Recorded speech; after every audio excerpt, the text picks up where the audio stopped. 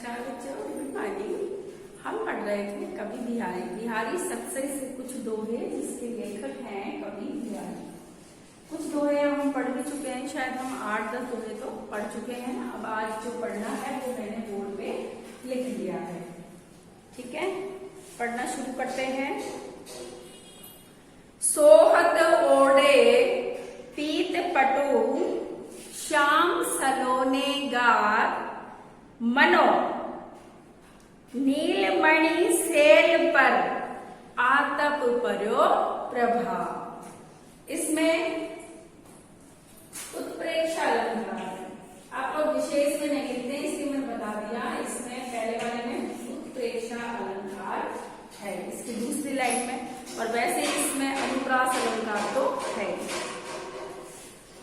देखो, सोहत यानी शोभा पाती है, ओढ़े यानी ओढ़ करके या धारण किया हुआ, पीत पटु यानी पीतांबर या पीला वस्त्र, श्याम यानी श्री कृष्ण, सलोने सलोने यानी आकर्षक, गात यानी शरीर, मनो यानी मानो, नीलमणि यानी नीलम नामक रत्न, सेल यानी पर्वत, आतप यानी धूप, पर्यो यानी पड़ रही है, और प्रभात यानी प्रातः काल। ठीक है, अब हम इसका अर्थ देखेंगे। सोहत ओढ़े पीत पटु, भगवान श्री कृष्ण का, श्री कृष्ण के शरीर का वर्णन करते हुए बिहारी जी कहते हैं, क्या कहते हैं बिहारी जी, सुनो। देखो, बिहारी श्री कृष्ण के श्याम शरीर का वर्णन करते हुए कहते हैं कि श्री कृष्ण के श्याम शरीर पर पीतांबर वस्त्र धारण करने से, यानी उनका सांवला शरीर है ना, तो श्याम शरीर बोल दो या सांवला शरीर बोल दो। श्री कृष्ण के सांवले शरीर पर पीतांबर वस्त्र धारण करने से ऐसा लग रहा है जैसे कि मानो, मानो में कौन सा अलंकार होता है? उत्प्रेक्षा। जैसे कि मानो नीलमणि पर्वत पर, नीलमणि पर्वत पर सूर्य की सुंदर किरणें सुशोभित हो रही है। दोबारा देखो, कवि बिहारी दास जी भगवान श्री कृष्ण के शरीर का वर्णन करते हुए कहते हैं कि भगवान श्री कृष्ण ने सांवले शरीर पर जो पीतांबर वस्त्र धारण कर रखा है वो ऐसा लग रहा है जैसे कि मानो नीलमणि पर्वत पर सूर्य की किरणें सुशोभित हो रही है। ठीक है, इसका अर्थ ये हुआ। दूसरा देखते हैं, आपका दूसरा है इहियास। इहियास अटक्यो रह तू अली गुलाब के मूल, है फेरी बसंत ऋतु इन दारुवे फूल। इसमें अन्योक्ति अलंकार है, इसमें अन्योक्ति अलंकार है। ठीक है, इसमें कौन सा अलंकार है? अन्योक्ति अलंकार। यह आपके विशेष में लिखने के लिए काम में आता है।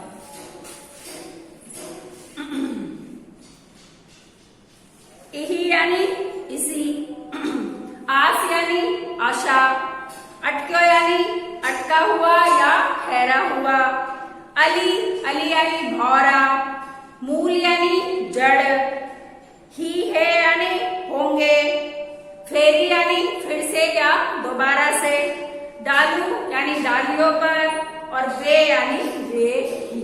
अब इसका अर्थ देखेंगे। इही आस अटक्यो रह तू, बिहारी जी उन लोगों की तरफ इशारा करके कहते हैं जिनका वैभव या संपत्ति नष्ट हो जाती है, जिनका वैभव नष्ट हो जाता है, तो वे इसी आशा में अपना जीवन व्यतीत करते हैं कि फिर से अच्छे दिन आएंगे। इसी प्रकार जो भौरा होता है, इसी प्रकार जो भौरा होता है वह गुलाब के मूल में इसी आशा से पड़ा रहता है कि जब बसंत ऋतु आएगी तो फिर से गुलाब की डालियों पर फूल खिलेंगे। दोबारा सुनिए।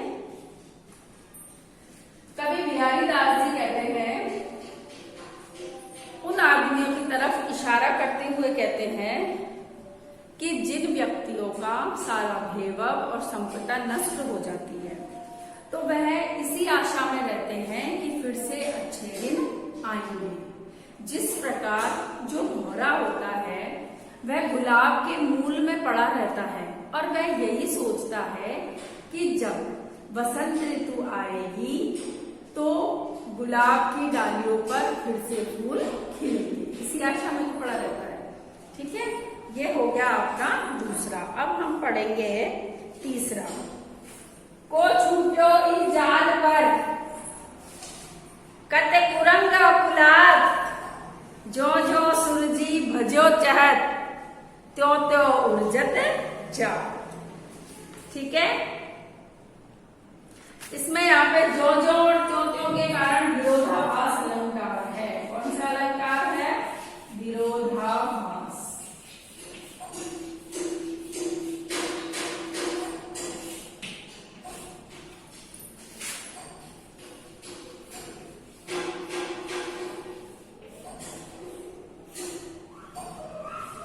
विरोधाभास अलंकार है।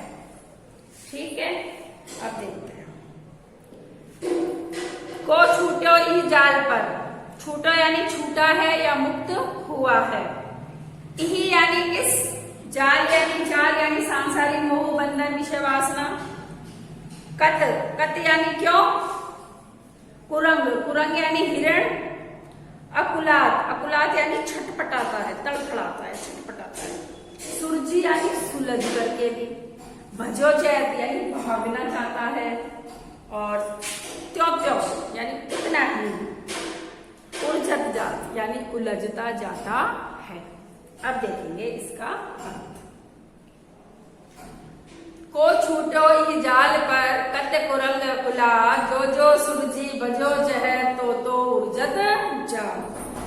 बिहारी कवि मोह माया में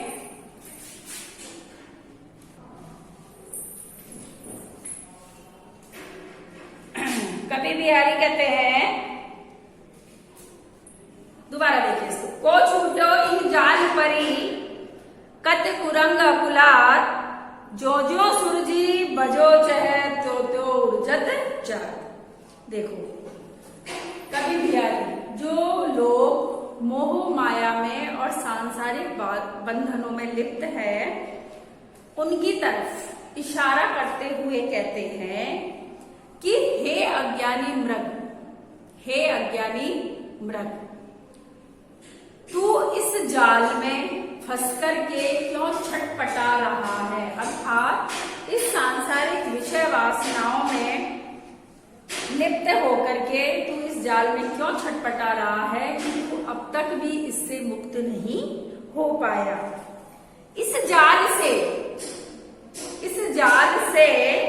जितनी बार छूटने का प्रयास करता है वह उतना ही उसमें फंसता चला जाता है। अर्थात अभी तक कोई इस मोह माया के बंधन से मुक्त नहीं हो पाया है। दोबारा सुनो। बिहारी दास जी उन व्यक्तियों की तरफ संकेत करते हुए कहते हैं जो सांसारिक विषय वासनाओं में और मोह माया में लिप्त है। क्या कहते हैं? हे अज्ञानी मृग, तो इस जाल में फंसकर क्यों छटपटा रहा है। इस जाल से कौन अब तक मुक्त हो पाया है। अरे इस जाल से तो जो छूटने का प्रयास करता है वह उतना ही इस जाल में फंसता जाता है। अर्थात अभी तक विषय वासना और मोह माया के बंधनों से मुक्त नहीं हो पाया है। ठीक है, अगला पढ़ते हैं। बतरस लालच, बतरस लालच, बतरस यानी ना बतलाना, बतलाना बात करना। बतरस लालच लाल की मुरली धरी लुकाई, लुकाई यानी होता है छिपाना। सो करे बहुन हंसे, देर कहे नटी जा। देखो बरसत होता है बातें करने का आनंद। लाल यानी श्री कृष्ण, मुरली यानी बंसी, धरी लुकाए यानी छिपा करके रख दी। सोहो यानी सौगंध या कसम खाती है। बोहन यानी बहों से, ये जो आईब्रो होती है। देने कहे, देने की कहने पर, और नटी जाए यानी मना कर देती है। देखिए बिहारी कहते हैं बतरस लालच लाल की मुरली धरी लुकाए।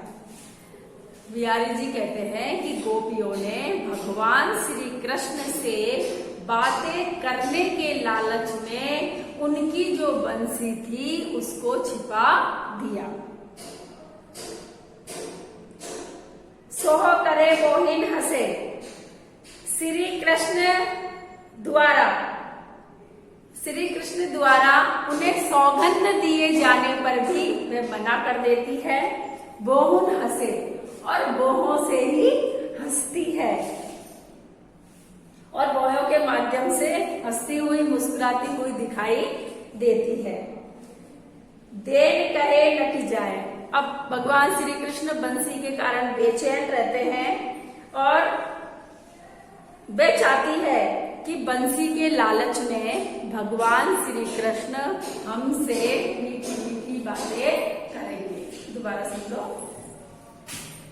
कवि बिहारी जी कहते हैं कि बात करने के लालच में गोपियां भगवान श्री कृष्ण की बंसी को छिपा देती हैं, और भगवान श्री कृष्ण के पूछे जाने पर और उन्हें सौगंध देने पर भी वह मना कर देती है, और बोहों से ही मुस्कुराती हुई और हंसती हुई दिखाई देती है।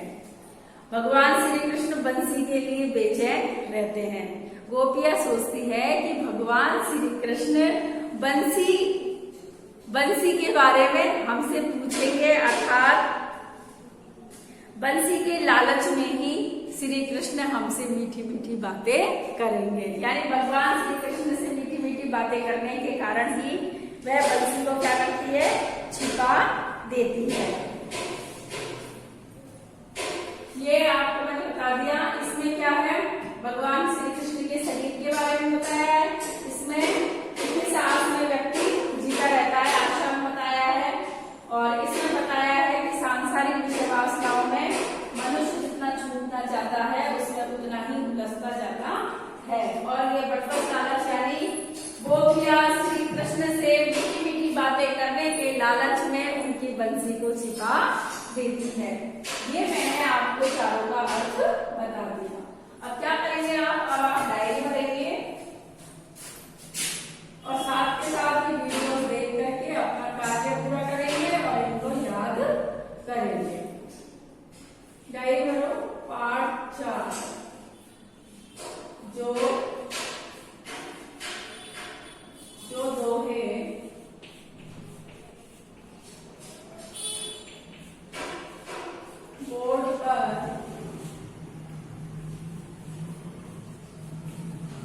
दोहे बोर्ड पर समझाए गए हैं उनकी व्याख्या करें। व्याख्या करें।